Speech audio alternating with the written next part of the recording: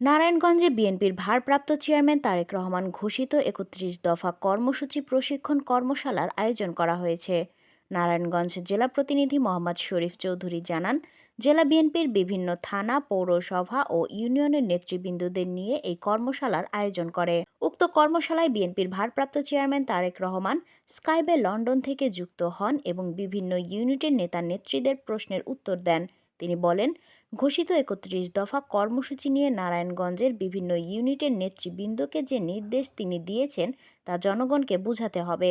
কর্মশালায় প্রধান আলোচক হিসেবে উপস্থিত ছিলেন বিএনপির মিডিয়া সেলের প্রধান ডাক্তার মোহাম্মদ মওদুদ আহমেদ আলমগীর পাভেল। তিনি বলেন, বিগত দিনে ফ্যাসিস্টরা যা করে গেছে, পৃথিবীর সমস্ত রাষ্ট্রের কাছে বাংলাদেশের ভাবমূর্তি বলতে আর কিছুই নেই। ৩১ দফার মাধ্যমে গণতন্ত্র এবং আইনের শাসন ফিরে পাবে সাধারণ মানুষ। এ সময় উপস্থিত ছিলেন বিএনপির কেন্দ্রীয় প্রচার সম্পাদক সুলতান সালাউদ্দিন টুকু। তিনি বলেন, শহীদ প্রেসিডেন্ট জিয়াউর রহমানের ১৯ দফার কর্মসূচির মাধ্যমে বাংলাদেশে খাদ্যে স্বয়ংসম্পূর্ণ হয়েছিল। ফ্যাসিস্ট হাসিনা দেশনেত্রী বেগম খালেদা জিয়াকে অন্যায়ভাবে কারাগারে রেখেছিল। বিএনপির অসংখ্য নেতা কর্মীদের বিরুদ্ধে মিথ্যা মামলা দিয়ে হয়রানি করে জেলখানায় রেখেছিল। গুম খুন করে তারা ক্ষমতায় টিকে থাকতে চেয়েছিল। ৩১ দফা দিতে পারবে মানুষকে মুক্তি।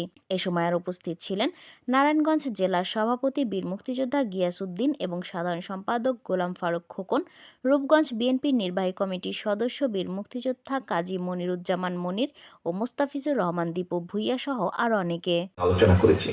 এখন আমরা যদি রাষ্ট্র মেরামত করতে চাই, আমরা যদি আমাদের এই কর্মসূচিগুলি, পরিকল্পনাগুলো যদি আমরা সফল করতে চাই, এগুলি বাস্তবায়ন আমরা করতে চাই, তাহলে অবশ্যই আমাদেরকে রাষ্ট্র ক্ষমতায় যেতে হবে জনগণের সমর্থন নিয়ে। তাহলে অবশ্যই আমাদেরকে সরকার গঠন করতে হবে জনগণের সমর্থনকে নিয়ে, সহকর্মীবৃন্দ। তা না হলে আমরা যদি সেটি করতে সক্ষম না হই, আমাদের এতদিনের আন্দোলন ব্যর্থ হয়ে যাবে। আমরা যদি সেটা করতে সক্ষম না হই, তাহলে আমাদের এই যে সারাদিনের আলোচনা সভা, এইটি কর্মশালা, এটি আমাদের ব্যর্থ হয়ে যাবে।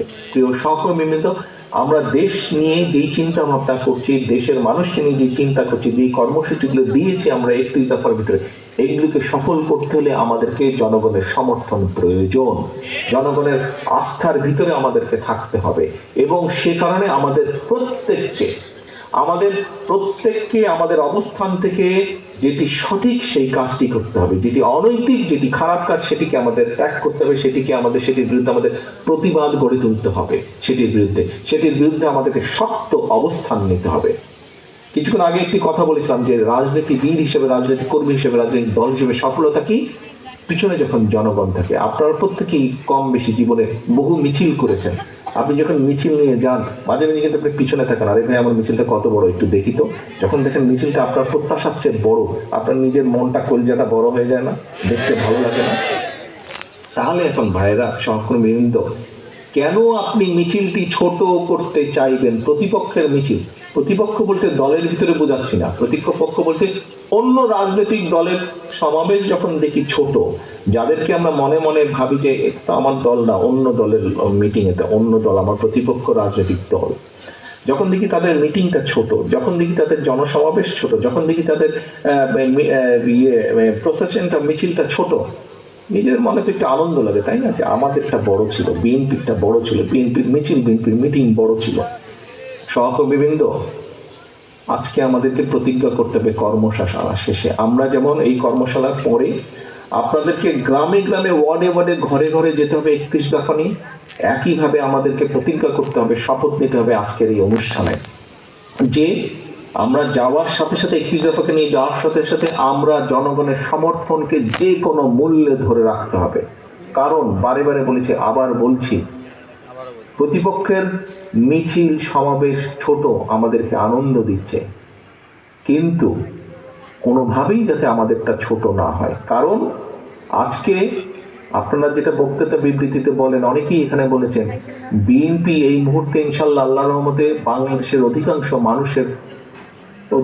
মানুষের সমর্থন এনজয় করছে। কাজেই এটা অনেকের হিংসার কারণ হয়ে দাঁড়িয়েছে, অনেক রাজনৈতিক দল অনেকের হিংসার কারণ হয়ে দাঁড়িয়েছে এবং অনেক ষড়যন্ত্র শুরু হয়েছে। সবসময় দেখেছেন, সবসময় আপনারা খেয়াল করে দেখুন, যারা এই দলের সাথে বহু বছর যাবৎ জড়িত আছেন, এখানে আমার সামনে অনেকে উপস্থিত আছেন যারা শহীদ জিয়ার সময় থেকে এই দলে জড়িত আছেন। আমরা সেই 81 সাল থেকে দেখেছি, 81 সালের আগে থেকে দেখেছি কিভাবে জাতীয়তাবাদী দলের বিরুদ্ধে বিভিন্ন সময় ষড়যন্ত্র হয়েছে, দেশের ভিতরে এবং দেশের বাইরে আন্তর্জাতিকভাবে। কাজে ষড়যন্ত্র কিন্তু থেমে থাকে নাই, এবং এই দলের বিরুদ্ধে ষড়যন্ত্র যখন হবে, ধরে নিতে হবে আপনাকে সেই ষড়যন্ত্র শুধু এই দলের বিরুদ্ধে না, সেই ষড়যন্ত্রের অংশের মধ্যে আছে আরেকটি ষড়যন্ত্র, যেটি হচ্ছে এই বাংলাদেশের বিরুদ্ধে, বাংলাদেশের স্বাধীনতার বিরুদ্ধে কিন্তু দেশের এবং দেশের মানুষের বিভিন্ন সুবিধা অসুবিধা সমস্যা নিয়ে, কনসার্ন নিয়ে আপনারা আলোচনা করেছেন।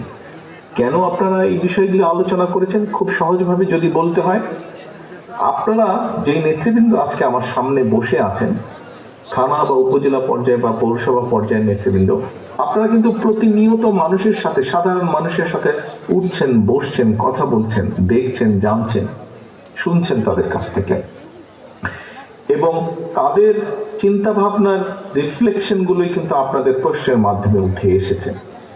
এখন প্রিয় সহকর্মীবৃন্দ, আলোচনায় মোটামুটি ভাবে আপনারা বুঝতে পেরেছেন যে আমরা 31 দফার মাধ্যমে দেশ এবং দেশের মানুষকে নিয়ে ভবিষ্যতে কি চিন্তা করছি, কিভাবে রাষ্ট্রের কাঠামোর কিছু মেরামত করা সম্ভব হয়। আমরা বিগত যেই পলাতক স্বৈরাচারের বিরুদ্ধে দল মত নির্বিশেষে, শ্রেণী পেশা নির্বিশেষে প্রতিটি মানুষ আমরা দেখেছি কিভাবে জুলাই আগস্ট মাসে নেমে এসেছিলেন রাজপথে।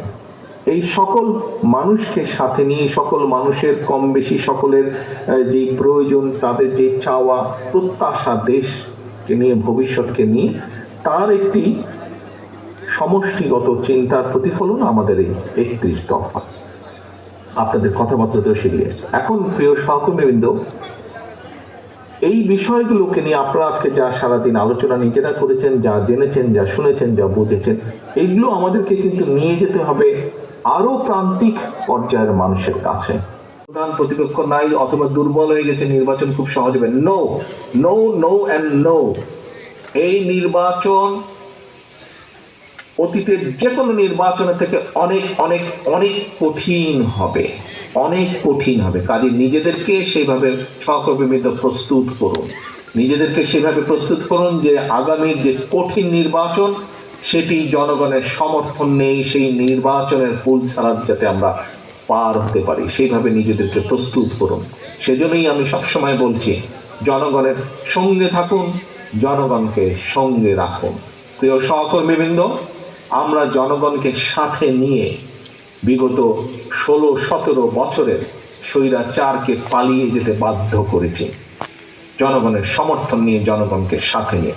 ইনশাল্লাহ আমরা জনগণের আস্থা ধরে রেখে, জনগণের সাথে নিয়ে, জনগণকে সঙ্গে নিয়ে, জনগণের সমর্থন নিয়ে আগামীতে আমরা দেশ পরিচালনার যোগ্যতা আমরা অর্জন করতে সক্ষম হব, এই আমার দৃঢ় বিশ্বাস, এই আমাদের দৃঢ় বিশ্বাস। আসুন আমরা যাতে আমাদের আজকের এই 31 দফাকে ভবিষ্যতে 31 দফায় যা আমরা উল্লেখ করছি সেই মোতাবেক যাতে আমরা জনগণের কল্যাণে, রাষ্ট্রের কল্যাণে, দেশের কল্যাণে আমাদের পরিকল্পনাগুলোকে বাস্তবায়িত করতে পারি, তার জন্য যে যে পদক্ষেপ গ্রহণ করা প্রয়োজন আমরা সেই পদক্ষেপগুলি গ্রহণ করব।